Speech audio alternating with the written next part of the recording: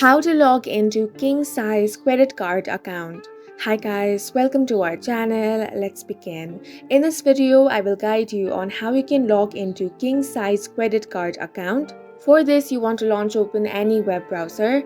Now search for KingSize Credit Card. Then you want to tap on the very first website that says KingSize Platinum Credit Card.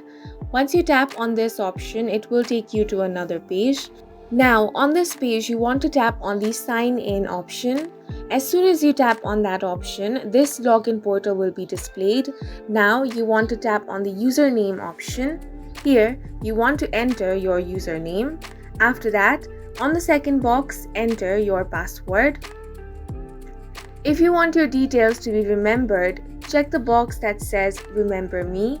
Now tap on the Sign In option.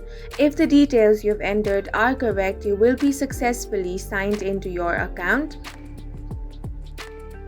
In case you have forgotten your username or password, tap on Forgot Username/Password option.